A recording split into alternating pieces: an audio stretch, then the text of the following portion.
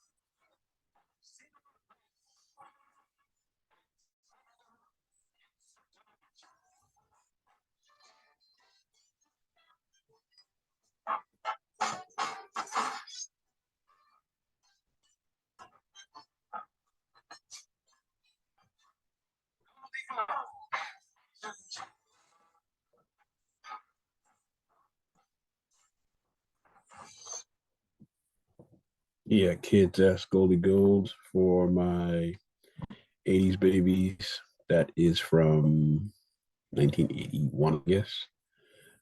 Female Richie Rich.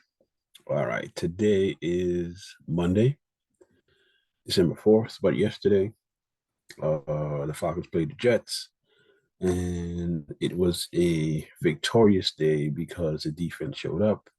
One of my friends said that we need to cut Grady Jarrett. I disagree. Our defense will be way much better with a mini Aaron Donald. He and number 90, Newman Euro. Well, I don't know. I think I mispronounced his name. Yes, him and number 90.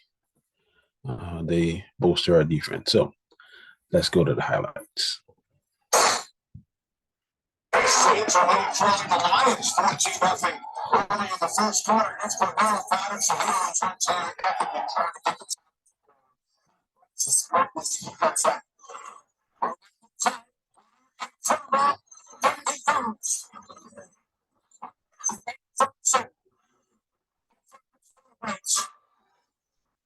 Second 34 looking out of Utah.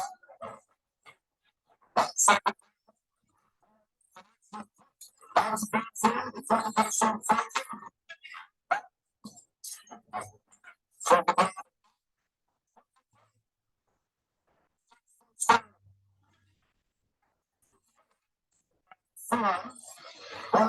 these touches are pretty cool. Contract for the Steeler and Titan. 3 down 12.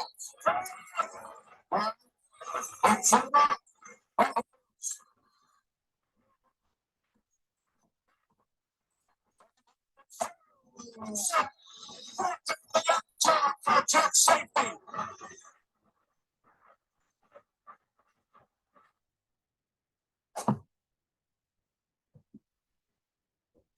Yeah, they gave up the safety during that time, but there was no really any doubt. Well, there was a little bit of doubt that the Falcons would lose the game. But the crazy thing is, they're As he penetrates, they had no chance. Look at how quickly he gets in the backfield. He blows it up. Ashton Davis, excuse me, he blows it up as well. He's pushing back Parker Hesse. That was domination by the defensive front. And then Ashton Davis cleaning that up. Great job. 5, 10 minutes down in the first quarter.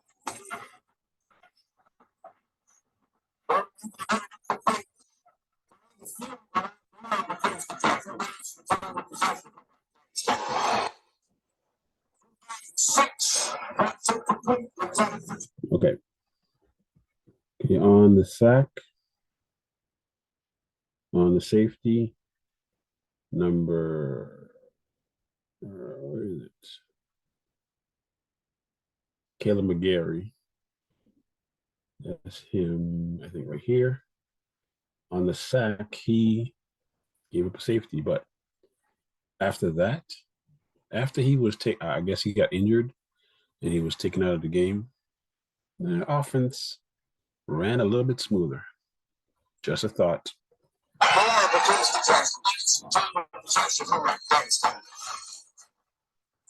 Six. That's incomplete. Intended for Drake London. And defensive coordinator Anderson, he has put it all together for his Falcons. Next one, Anthony Terrell. Let's down it.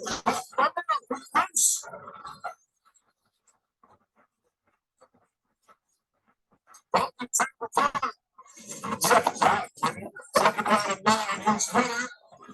First in its face over the running it, and it's played by Kyle Pitts for the Falcons first down.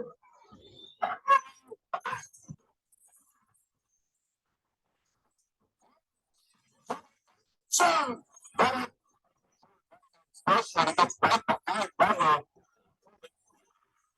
So, he is that is a touchdown. Just Smith ready to get the tight ends involved. He's got both of them at goal route. So it's Kyle Pitts on the outside. Gets it back to the Super Bowl. That's all right. Six first. Six first reception tonight. It's the tag fake.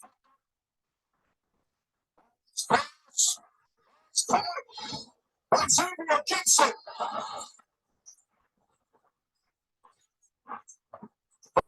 Six. Ball starts the pocket, throws out of the middle, and Richie Davis got it to make the catch. Boston first down is Tyler Conklin. 4-5.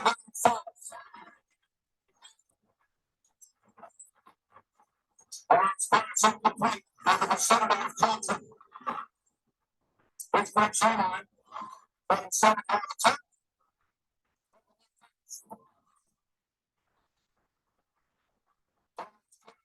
10. He tried to keep his helmet out of it. Take about 6.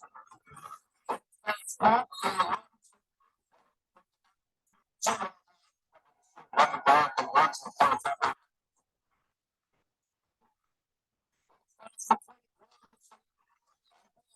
First down, touchdowns.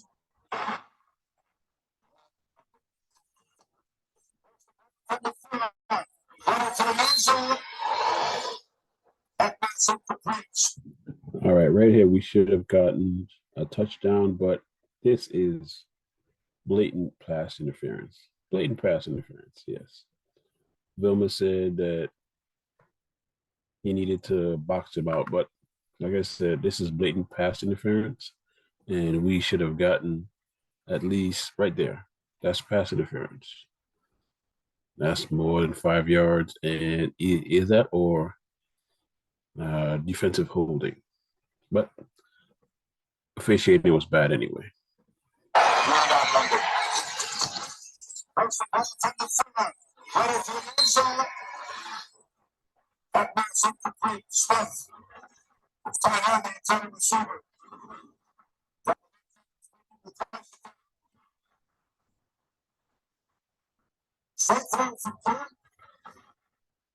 Falcons now need to catch 10 fouls. That's on complete 9 of 15. And their second start. As an inward jet.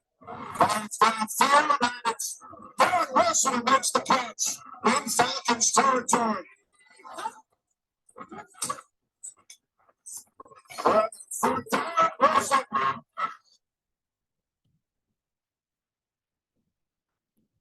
Jeff Okudah's not it. I don't care what nobody say. He's not it. He always gets beat. Maybe Clark will probably be it, but Jeff Okudah is not it. Not at all. He is not it. Because look at how he just got beat on that, thinking he got help. That's his look. That's always his look. Always getting beat. He's a weak link, so he's not it.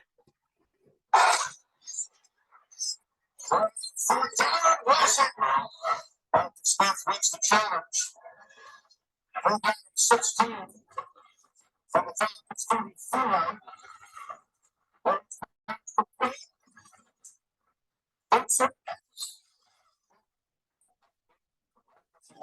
Everybody has to change. 46-yard attempt. Jets. No fumbles. One time by Buffalo. 4. Right at the plate, Robinson picks up the first. Gardner.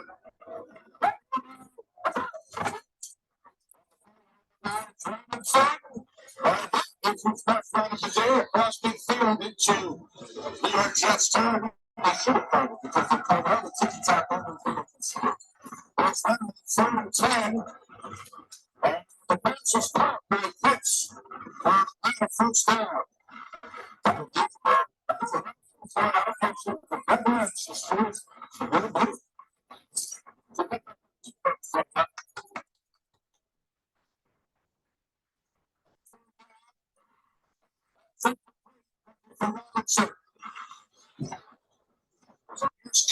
A 42-yard attempt. This going to be one field goal. Attack that season. It's 23 of 24. This one's good. Oh, that's a man serving as a tight end. One fake to Cook. And we're looking for this, and it's intercepted. Jesse Bates.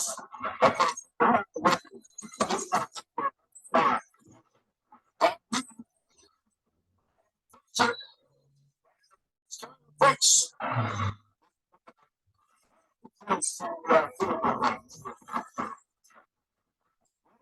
Third down, work it up. DJ Wayne makes the play. The last NFL action and start was right here for the Bears. Last season.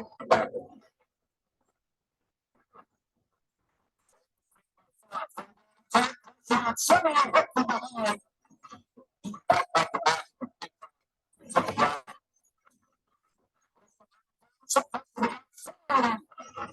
It's run down by Jermaine Johnson.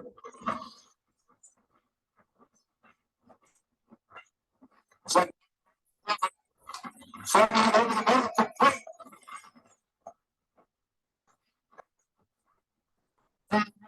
First down, fake to her. Seven will take off. Time is not on time. And he tries to take shots.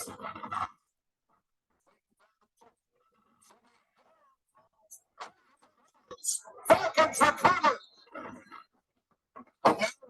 From the official. Quarterback's arm started forward. It was a fumble.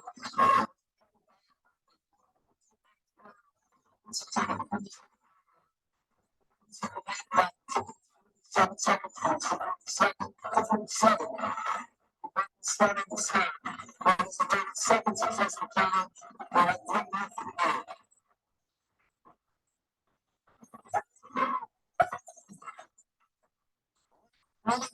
Outside down, steps outside. So, out of the 49. Wilson is right there. Good hit. 4 down 10. 7 looking Wilson's way with the back. Back to the pass. Over. Number 34. 7 yards. For the Jets following the flag. So on first down, this pass. Just cut. In front of the Xavier Gibson. 25-yard connection.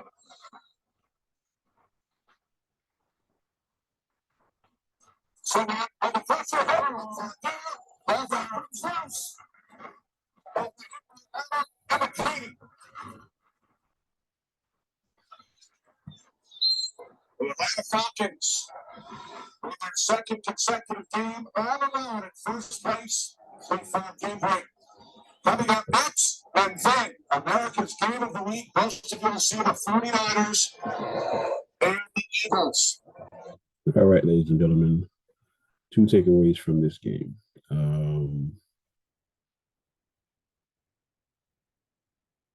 The Falcons need to get a new right tackle and a left, whatever side AJ's not on, need to get a corner because Jeff Okudah's not it. People don't like defensive games when their team is losing, and we were winning. And our defense is missing. Grady, Anderson, number 44, and 53. The other white linebacker went out at the end of the game, and they were doing. We're playing with a third string middle linebacker. So if we get that dude who just got cut by Indianapolis, we should get him. But anyway, that's the Atlanta Falcons. They're in first place. All alone, 6-6 at 500. Play Tampa Bay next. We got a good shot of winning the division as long as we don't fuck it up. And I think Arthur Smith will fuck it up, but fingers crossed. All right, moving on to our topic of the CFP. Let me say this before we get to that, but we're going to review the Michigan and the Big Ten Championship and the ACC Championship.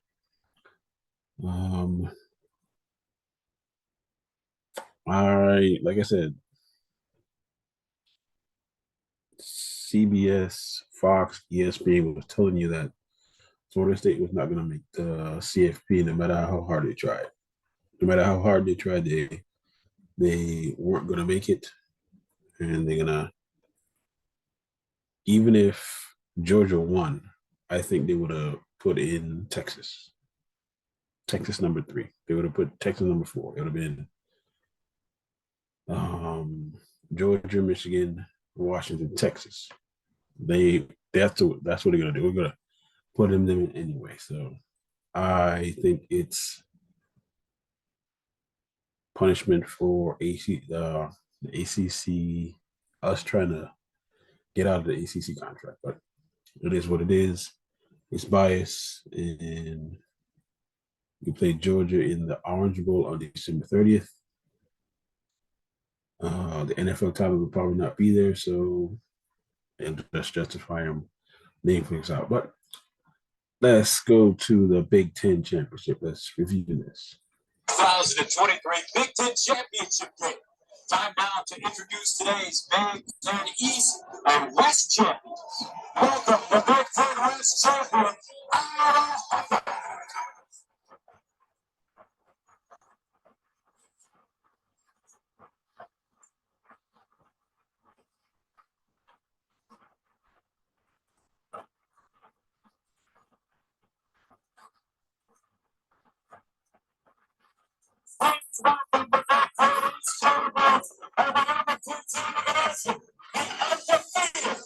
Michigan.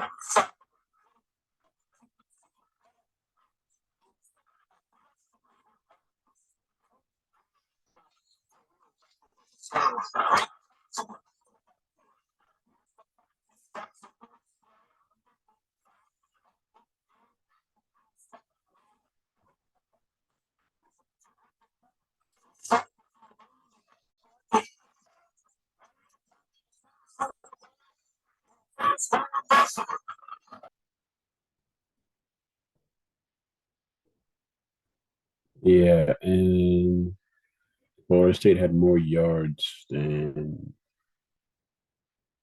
Michigan during their game. So I don't understand how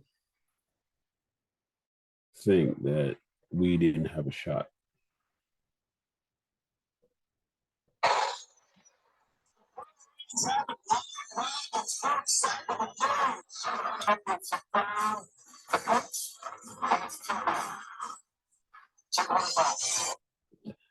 Yep, that was Jim Harbaugh. He cheated his way to the Big Ten championship, but hey, it is what it is. We'll leave it at that.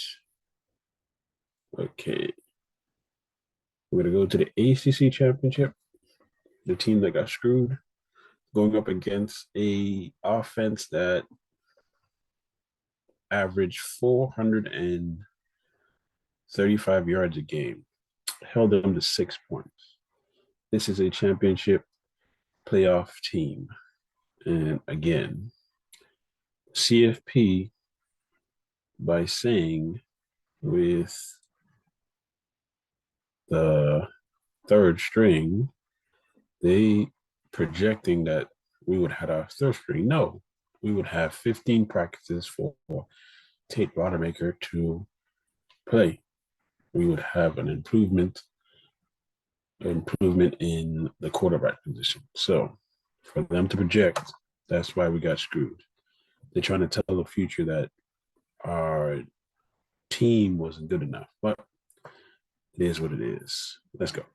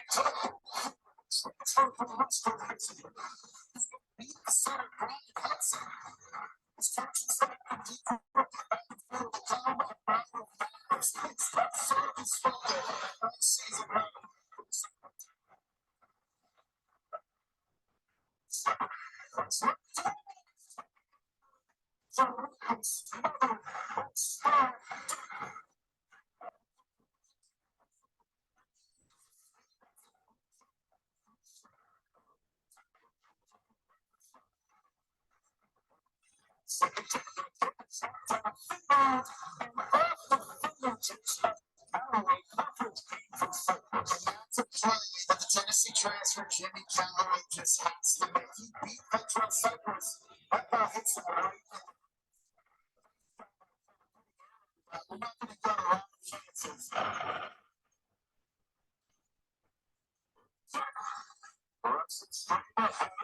Stands along for the moment.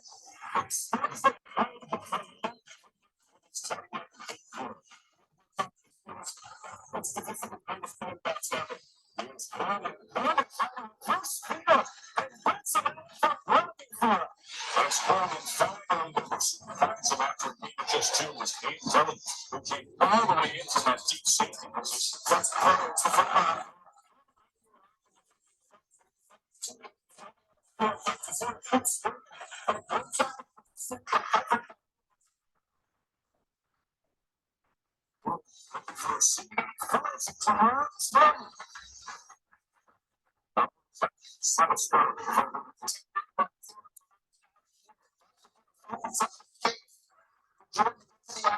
He's the shifter running back in the back.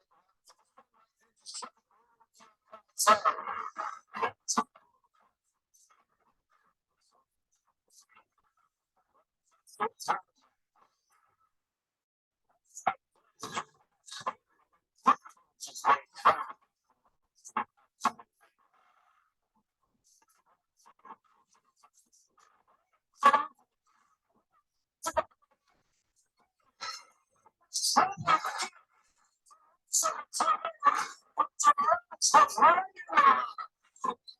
to play for Louisville. There's a deep hard sell. Receivers coming in. But how about DeRoche?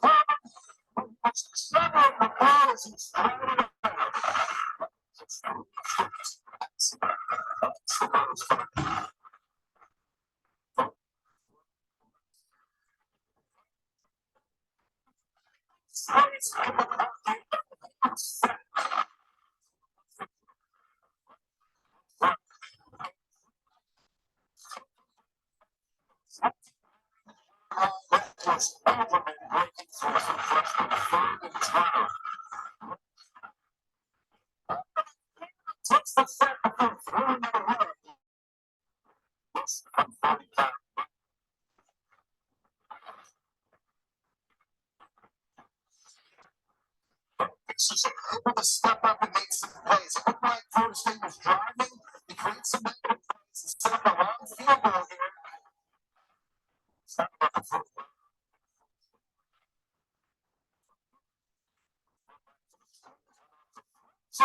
Gets to the inside pass. He is brought down by the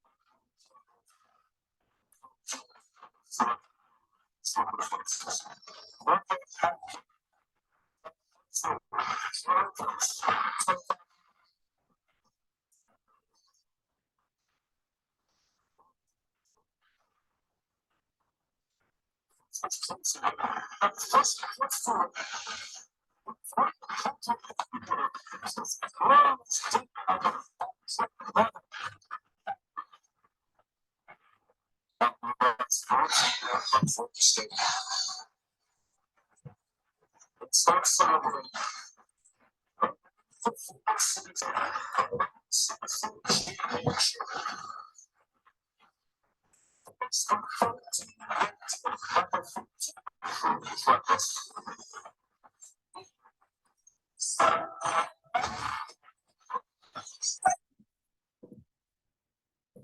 matter, run free.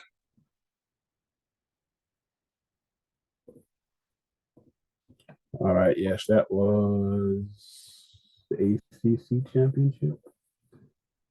Now we're gonna go to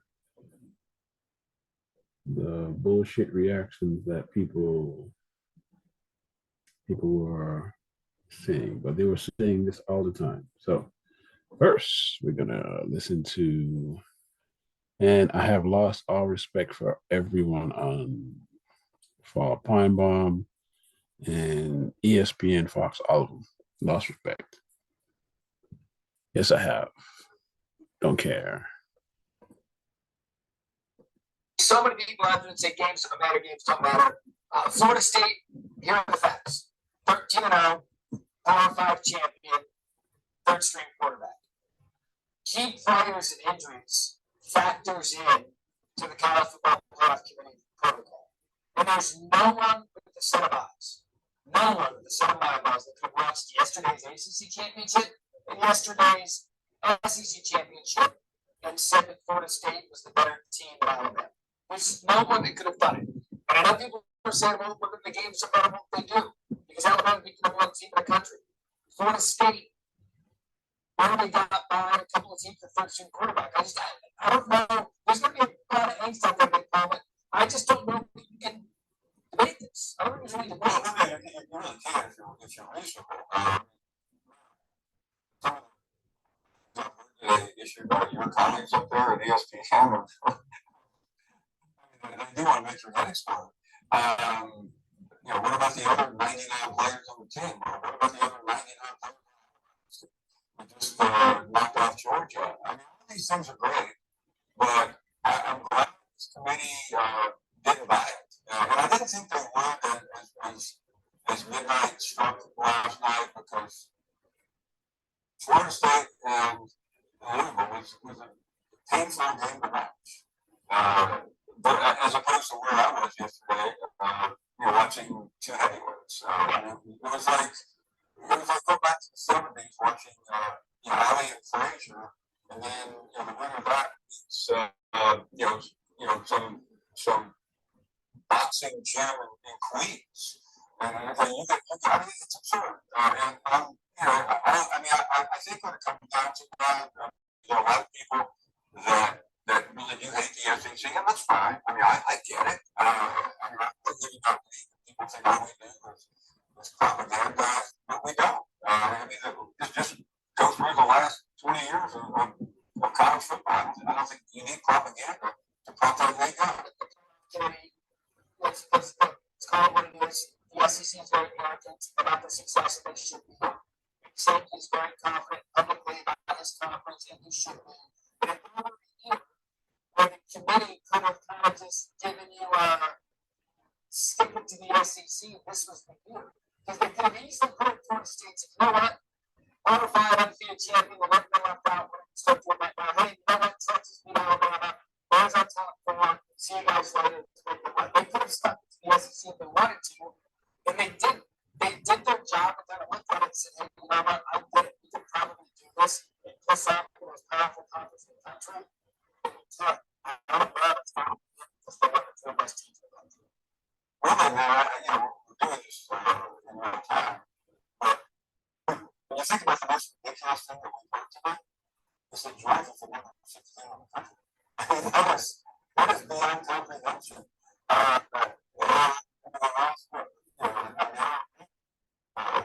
To Alabama. But that's okay. Everybody's had to say, I was glad that as Sunday turns to Monday, we don't have to hear about talking points, because I'm sick of it. What you said is interesting. I could go back to this. I think sometimes when you're as focused and strong as I am, you can be blinded by the light a little bit, but just because you're good doesn't mean you should turn people off and allow you to see that school. I think that was a lot of it. I think what also is fascinating, and there's 3.5 weeks to talk about it. But here we have the biggest name in the sport, the greatest coach of all time, taking on one of the most controversial teams and one of the most controversial coaches of all time in the Rose Bowl of all places by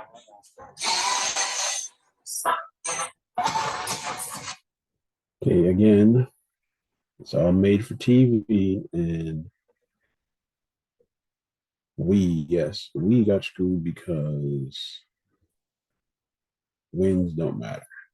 Wins don't matter at all. So we're going to go to someone who kind of proves my point, but he still works for ESPN. Let's check this one out. Team who needed a prayer in Jordan Hare to be an Army team that lost to Mexico State. So that's really what has to be bothering right now. So, can you deliver the strength of records that the schedule? This is, but you're making it sound as if Alabama played nobody. Yes, you are. Because they're in the top 5 in the strength of schedule. That's what I'm saying before. I totally get what you're saying. It's absolutely heartbreaking and devastating for them. The ACC has a winning record against the SEC this year, 6-4. 2 non-conference games for Florida State this year against the SEC, and they won both of them. I get it. Different team. This has been your point, Joey. Yes, that has been my point. And so I feel awful for Florida State and Jordan Travis. Because if he was still playing, this would be a different conversation. Everything you speak of was accomplished with Jordan Travis as their quarterback. We saw this team with T. Rodemaker with black players. 55 yards passing last night, it wasn't pretty. Here's the thing, man, and honestly, I hear what you're saying.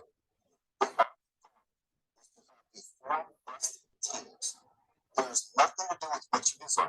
There's nowhere in the bylaws that say you have to be. There's nowhere in the bylaws that say if you're in a Power 5 conference, you're the champ undefeated, you get in. I feel terrible. But when we looked at this Florida State team last night, with Alabama, who lost to Texas, who was the 3rd team in this thing, right now, this Alabama team is different, and you know this. And this Florida State team is different. And it's for a quarterback. It's not a receiver. If Worthy doesn't play for Texas, they're still really good football.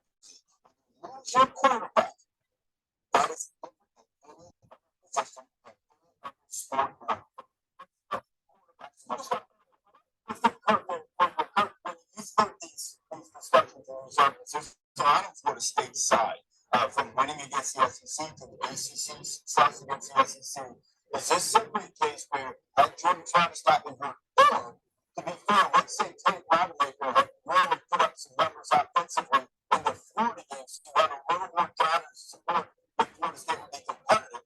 But this would be a no-brainer decision in the second half of the year. And this all centers around the established criteria by the committee that they evaluate injuries. Well, you have to ask Bill that when he hops on here. I think all of us. I think if Tate went out and lit it up, it'd be a lot like what Trump did for Ohio State. I think the committee evaluated. Okay, for our YouTube audience, this is how fake Mr. Herbstreit is.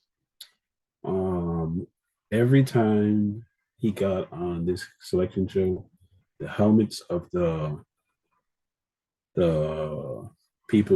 team that were in the top 4 were sitting behind him. Today, before it was revealed, Michigan, Washington, Texas, and Alabama was on top of in the background. So that's why I've lost all respect for him, because that's what they were doing, and they, no matter what, no one's told me that with 3 weeks, you're telling me that number 14 with practice can't play with any of those. Okay.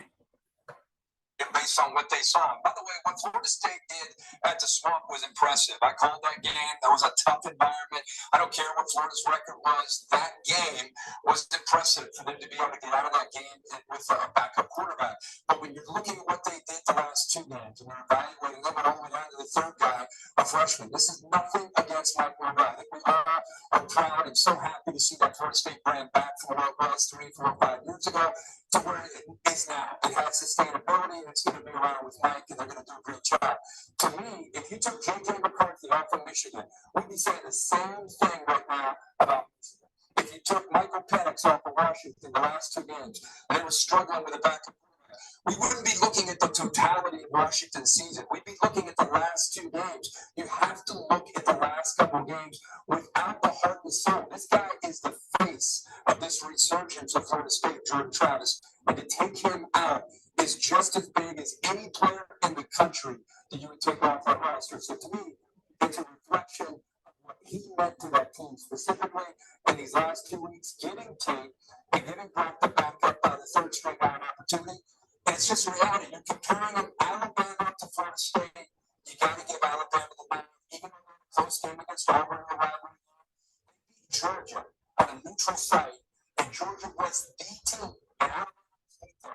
You cannot take Alabama out of this. They have to be in. I think the committee did a good job. I tip my cap as well. It'll be interesting to hear what Dr. Bill Corey and Bill Travis they say in the prior, and they would have one game change this.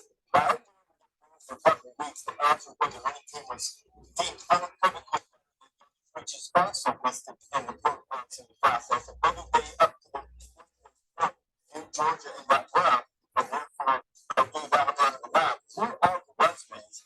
That versus being undefeated, that's what gives Florida State an edge in strength of records in their one spot. Alabama has been in strength of schedule way, they have edge in wins, loss records with about 25 and 20 numbers of wins. And the key wins are pretty close with the one that's the biggest, certainly like one of the Georgia from the Southwest. Yeah, and that was like they ultimately were picking up the edge. The way that they won, as much as anything else, controlling the line of scrimmage, dominant the run game at times. Defending the pass, Georgia came in as one of the best passing teams in America, and the lockdown coverage on those 5 teams, including Brock Bowers, was remarkable. I'm still amazed by the decision that was made. And looking at all of this, Alabama, there is no question in my mind they're one of the 4 best teams. But they're Florida State. But back to the original point, I wonder how much the decision had to do with Alabama's affiliation with the SEC and the SEC's performance at the top of college football when given the opportunity over the course of the last 10 years in the playoff and the 15 years before that was the BCS. I wonder the SEC how much that factored in, because it's tough.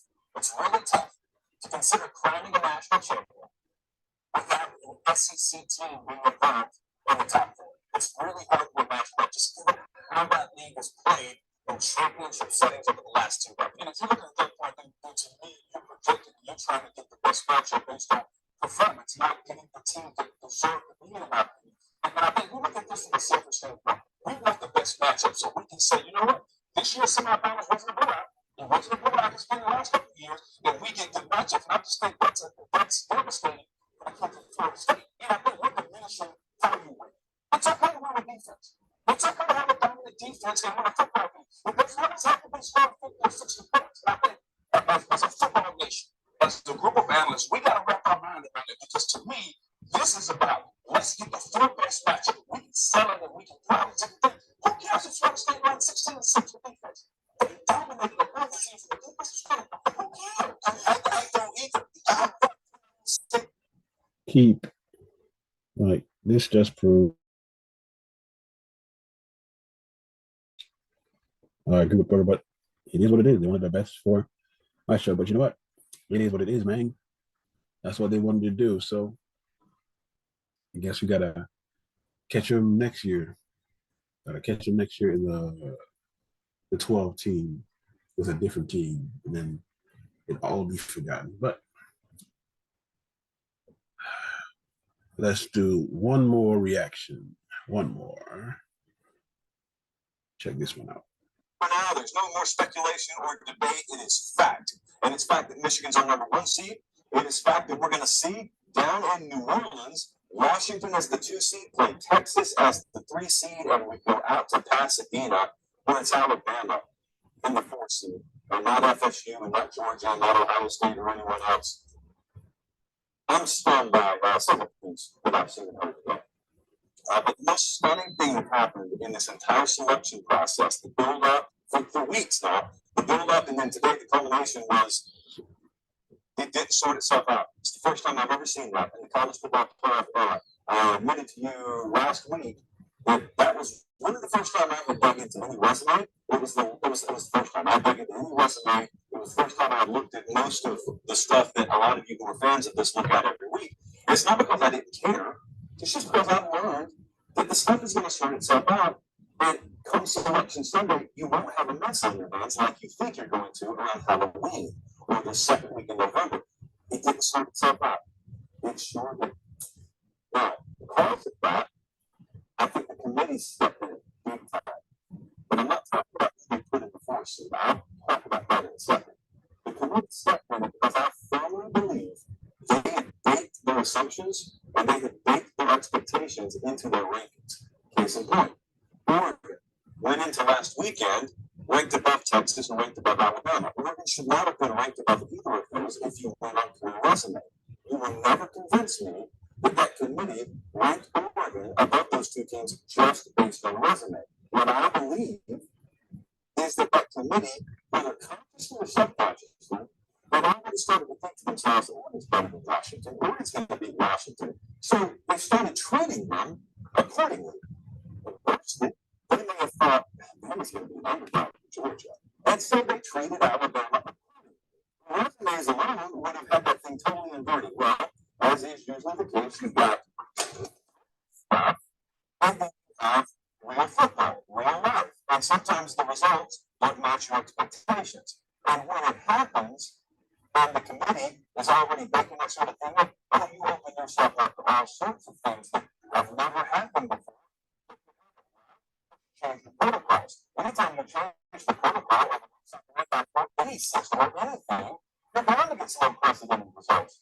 Think about this. You don't think what I'm saying is true, and you don't think that my that you last week was true. When I told you Bill Hancock had set in motion something that was dangerous, think about this. Let me remind you what I'm talking about.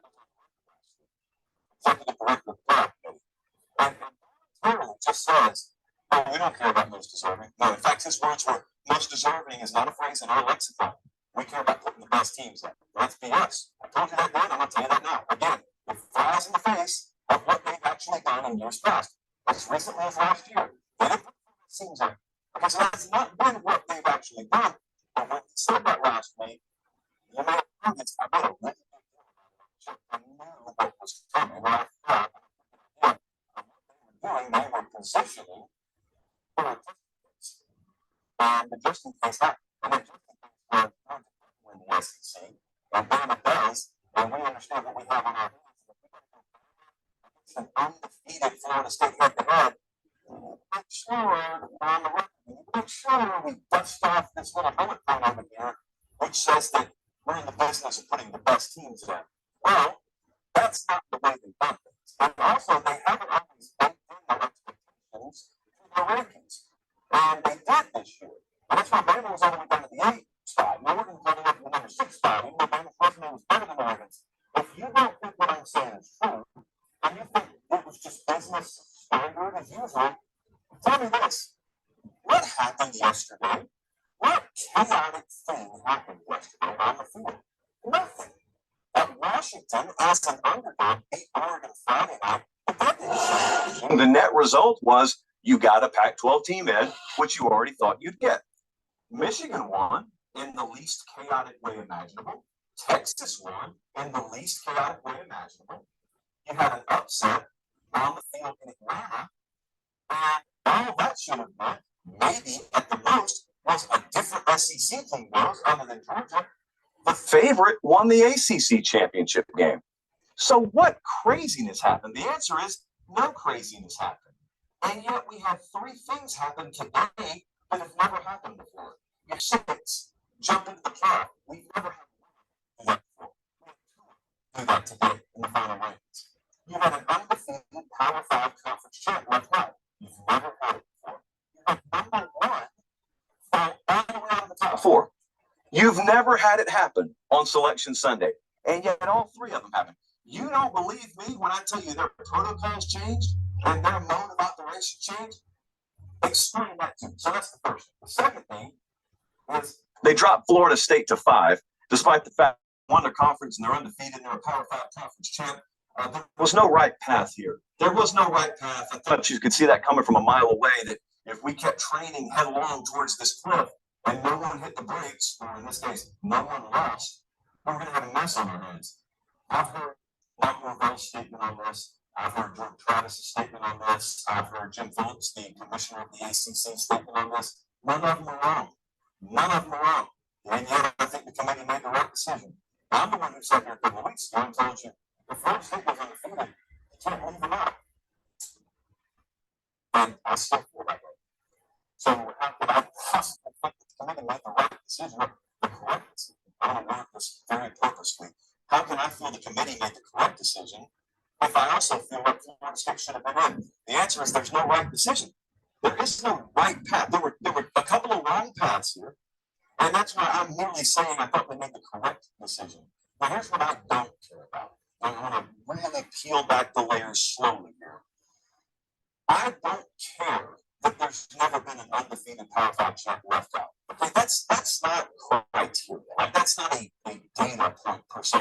That's just a thing. That's just a bullet point on a one sheet that they hand you before you go on air, so you'll sound intelligent when you're talking. It's just because no set of circumstances unique enough has presented itself. And by the way, we're not 100 years into this thing.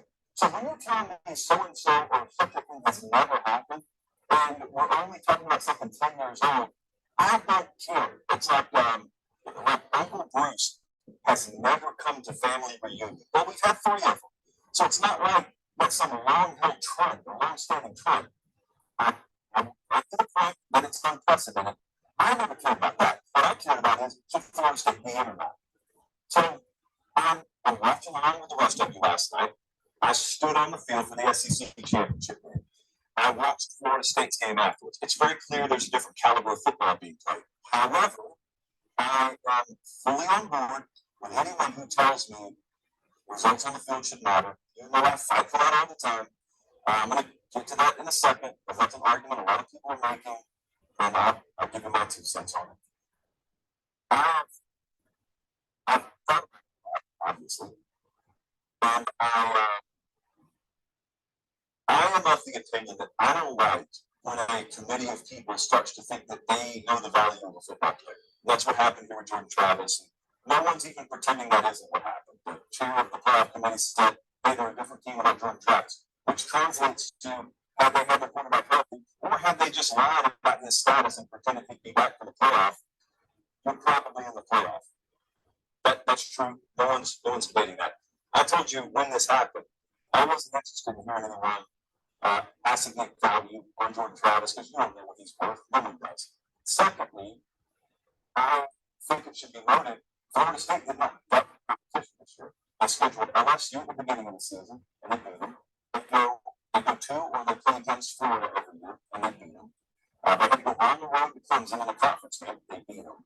And so they went wire to wire undefeated. I know as much as I can know how hard that is. So every complaint I heard from FSU folks, I just sat there in silence. What are you worried about it? You got screwed. You got screwed. Had Florida been left out, they would also have been screwed. There was no right decision here. No right way to go. I think, what's crazy is Michigan was able to completely dodge even the slightest whiff of anyone suggesting they should be out because of the off-the-field stuff this fall. And I didn't traffic in it. Like, I think Michigan should be in. I'm just saying, when all that stuff got thrown into the tumbler, there were people that were talking about whether Texas should be in. There were obviously people talking about whether Bama should be in, Georgia should be in, FSU should be in. And no one, to my knowledge, maybe a few on the fringe, but largely no one's no knowledge, talked about Michigan. I, like many of you, had mixed reactions, mixed emotions about this, because I could easily sit here if I wanted to and present the argument for Florida State, I could present the argument for Alabama. I'm telling you, at the end of the day, if I have a ballot, those are the teams I'm putting in, and they put them in the order I would put them in. So let's go through the reactions to that. The first reaction that's been real common today is, oh, this thing's rigged, man. This thing's rigged. Well, it's not. We'll leave it right there. But yeah, it kind of is because they're trying to make money. You can try to say that all you want, but it is kind of rigged. Yeah, but we got screwed, so that's what it is. But it is what it is. And we will play Georgia. Depending on if we have our full defense, we are going to smoke them. If a couple of players sit out for the draft, it'll be a close game. But before we go, check out the new Kong Godzilla New Empire trailer. Have you seen it? For our YouTube audience, check it out.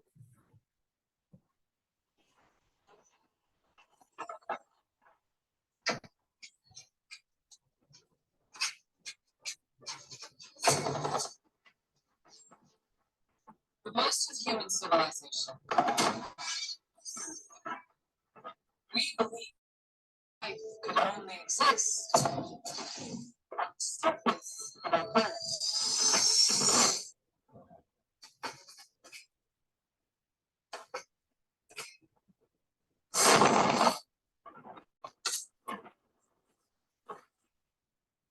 What else do we know about?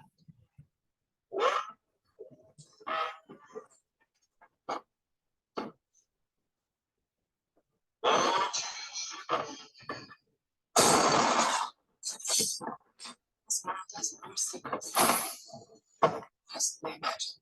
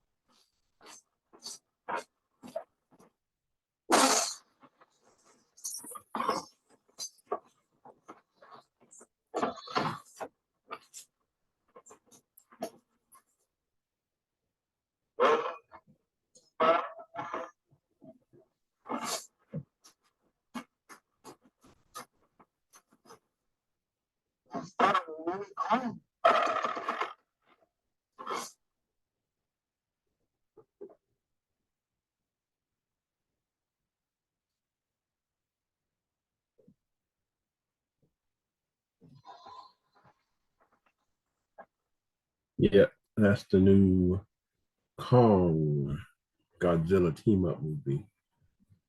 Ready in 2004. So, are you going to see it? Are you going to see it? Is a question. I think I am. It looks kind of good. Sure. Yeah, it looks kind of good. So, this has been Ninja Another Color. I am your host, Dottley. Today we have went over football reaction Sunday, and what we found out is the Atlanta Falcons are better, has a better defense than the Jets have offense.